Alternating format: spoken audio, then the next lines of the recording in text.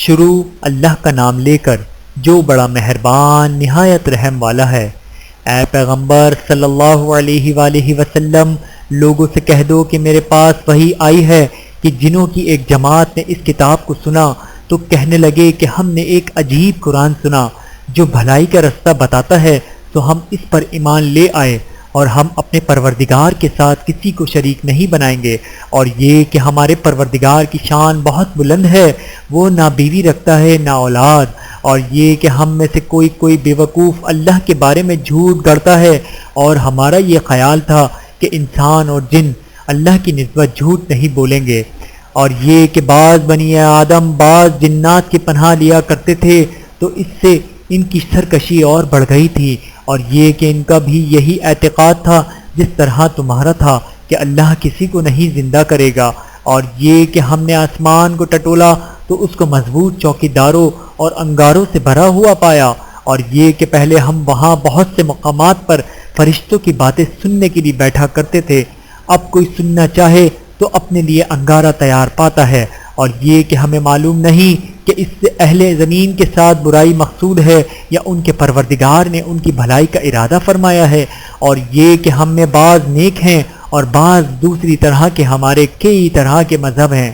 اور یہ کہ ہم نے سمجھ لیا ہے کہ ہم زمین میں خواہ کہیں ہوں اللہ کو ہرا نہیں سکتے اور نہ بھاگ کر اس کو تھکا سکتے ہیں، اور جب ہم نے ہدایت کی کتاب سنی اس پر ایمان لے آئے، تو جو شخص اپنے پروردگار پر ایمان لاتا ہے تو اس کو نہ نقصان کا خوف ہے نہ کسی طرح کے ظلم کا، اور یہ کہ ہم میں بعض فرما بردار ہیں اور بعض نافرمان ہیں، تو جو فرما بردار ہوئے وہ سیدھے رستے پر چلے اور جو نافرمان ہوئے وہ دوزخ کا ایندھن بنے۔ اور اے پیغمبر صلی اللہ علیہ وآلہ وسلم، یہ بھی ان سے کہہ دو کہ اگر یہ لوگ سیدھے رستے پر رہتے تو ہم ان کے پینے کو بہت سا پانی دیتے تاکہ اس سے ان کی آزمائش کریں، اور جو شخص اپنے پروردگار کی یاد سے منہ پھیرے گا وہ اس کو سخت عذاب میں داخل کرے گا، اور یہ کہ مسجد خاص اللہ کی ہیں تو اللہ کے ساتھ کسی اور کی عبادت نہ کرو، اور جب اللہ کے بندے یعنی یہ پیغمبر صلی اللہ علیہ وآلہ وسلم اس کی عبادت کو کھڑے ہوئے تو کافر ان کے گرد ہجوم کر لینے کو تھے۔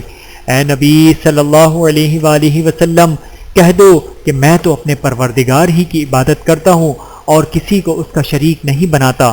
یہ بھی کہہ دو کہ میں تمہارے لیے نہ کسی نقصان کا اور نہ نفع کا کچھ اختیار رکھتا ہوں، یہ بھی کہہ دو کہ اللہ کے عذاب سے مجھے کوئی پناہ نہیں دے سکتا اور میں اس کے سوا کوئی جائے پناہ نہیں پاؤں گا، ہاں اللہ کی طرف سے احکام کا اور اس کے پیغاموں کا پہنچا دینا ہی میرے ذمہ ہے، اور جو شخص اللہ اور اس کے پیغمبر کی نافرمانی کرے گا تو ایسوں کے لیے جہنم کی آگ ہے، وہ ہمیشہ ہمیشہ اس میں رہیں گے، یہاں تک کہ جب یہ لوگ وہ دن دیکھ لیں گے جن کا ان سے وعدہ کیا جاتا ہے، تب ان کو معلوم ہو جائے گا کہ مددگار کس کے کمزور ہیں اور شمار کن کا تھوڑا ہے۔ کہہ دو کہ جس دن کا تم سے وعدہ کیا جاتا ہے